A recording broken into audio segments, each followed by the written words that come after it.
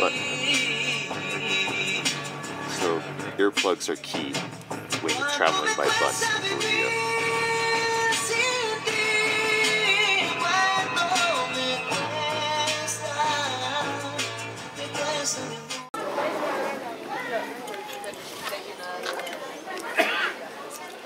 So I'm asking myself over and over again, are we still in Bolivia?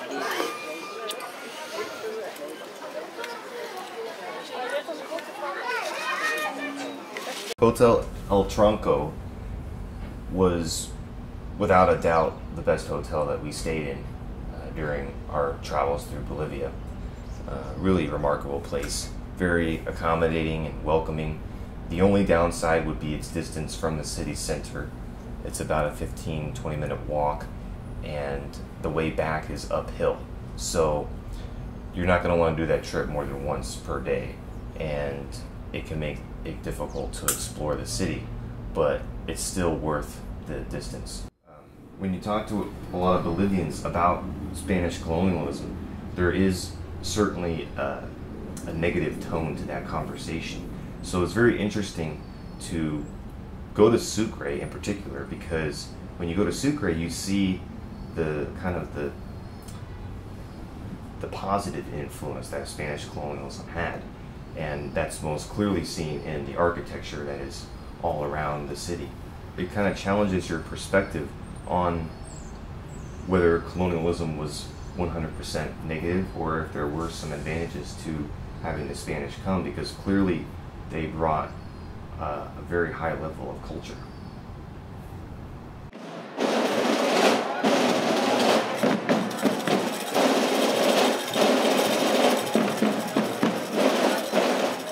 So we just had a great time walking around. The only downside of our particular visit was that it was 3 days prior to Independence Day, and so a lot of the museums and churches were closed, and we weren't able to really see a lot of the attractions that Sucre is known for.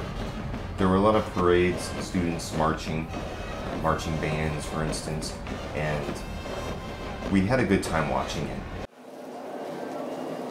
30 for tourists, 10 for locals. We're here at a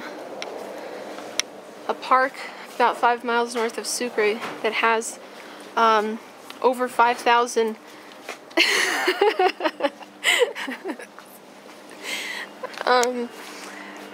dinosaur footprints,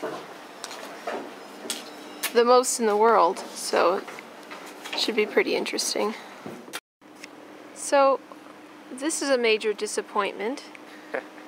The footprints are supposed to be on this They're wall. over there, you can kind of see them.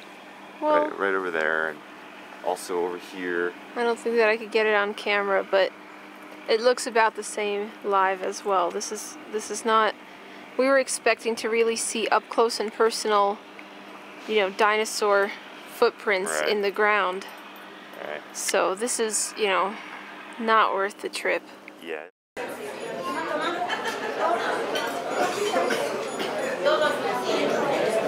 So we've made it to one of the cafes that was closed earlier today and is now open. So we're really happy that it's open. They're busy. They actually don't look at it right now, but just a few minutes ago they were hopping, and we just placed our order. These are all the desserts that we ordered. This is like a fruit jello type of cake. It's pretty good. It's called a fruit pie. Pia frutilla. Banana and cheese, and then this, I don't know what it's called, but these are all very traditional Bolivian things, so. We thought we'd check out the local supermarket here.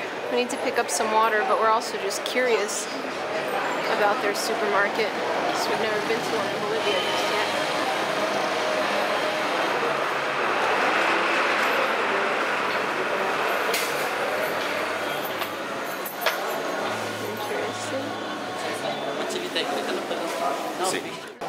So they didn't let me do a video in the store, Guy told me to put away the camera, but I was just very curious about what kind of stuff they have in there. It's a pretty contemporary supermarket, but a lot of their products are very. Sorry, I'm a little tired. A lot of their products are Western products, like they have you know, M&Ms and Lifesavers and Chiclets and Tic Tacs. They've got, you know, Marlboro and Camel cigarettes. They've got Colgate toothbrushes and stuff, Oral-B. They've got Kellogg's cereals, or they've got, you know, like Olay beauty products and stuff like that. So I mean, just most of their, I would say like half their products are Western companies. So it's kind of amazing to think about. I mean, this is Bolivia, so you can only imagine how big these companies really are. They're huge, you know, they're worldwide. You think about, you know, how big they are in America, but on a global scale, it's kind of, I can't even imagine how big they are. So.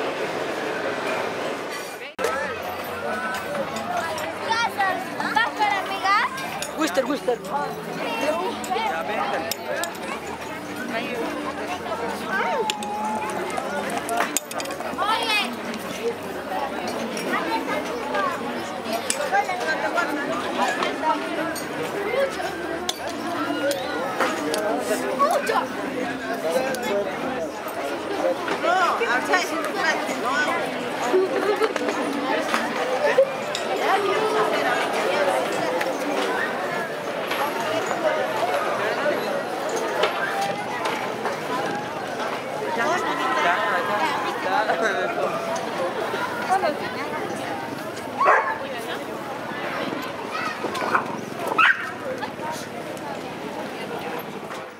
We're kind of in disbelief that Lonely Planet didn't even mention this place. The breakfast is delicious. They have this kind of rice pudding that you can get without milk or with milk.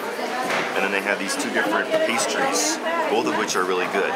This is my favorite. It's just kind of like a light bread, whereas this one has a little bit of cheese in it.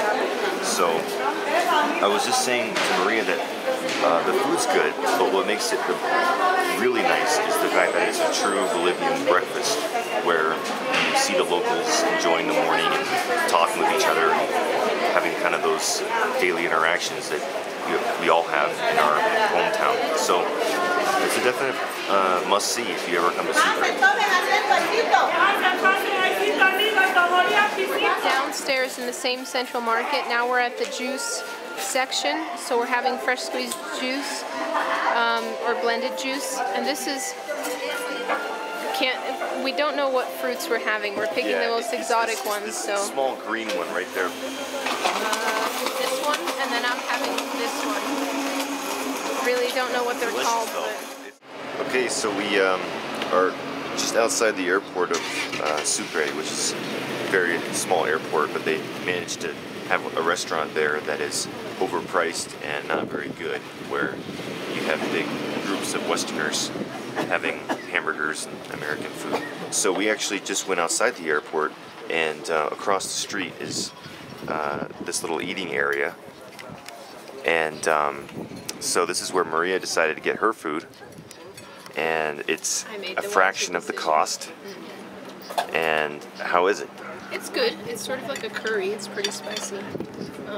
So it's good. Yeah. Rice, potato. Yeah. I don't know what this is. I haven't tried it yet, but I'll give it a try. Yeah. So as you can see, this is where most of the Westerners eat.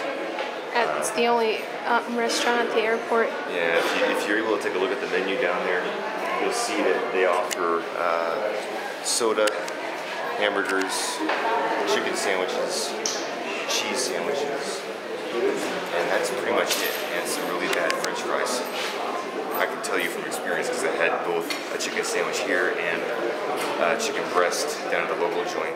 So we couldn't buy coach seats since we purchased the tickets 2 days ago to La Paz. So we paid an extra $20 American to get first class, which ended up being, I think, worth the money. The legroom is phenomenal.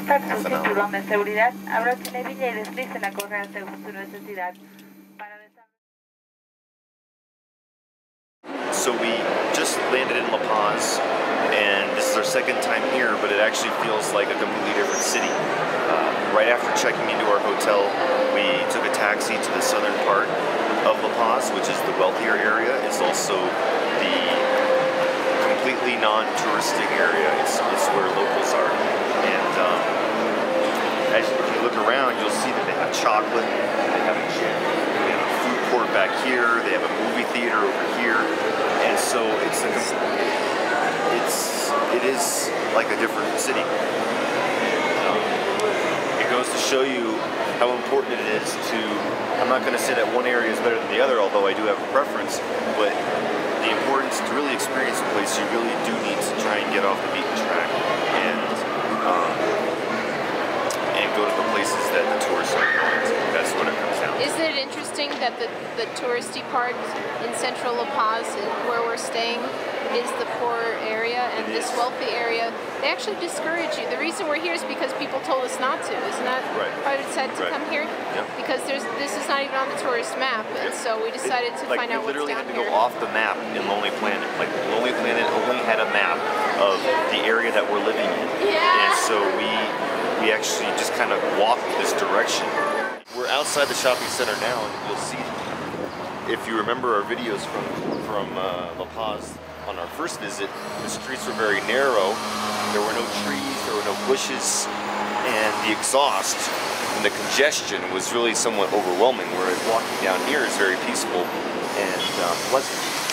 So it really is like a different world down here in southern La Paz.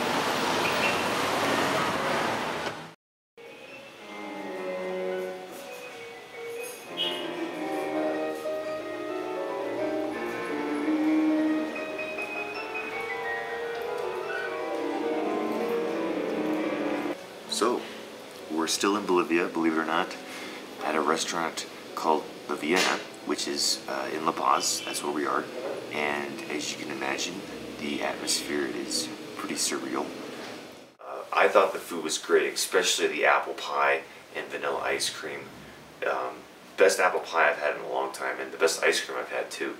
But the highlight was probably hearing this American talking with this waiter. I can't even imitate, I can't begin to imitate exactly the conversation, but it went somewhat like this. American starts off, habla inglés? Waiter, no inglés. He's like, francés? And the waiter goes, no, francés? And then the guy goes, francés? Francis? No, my name's not Francis. My name's Matt.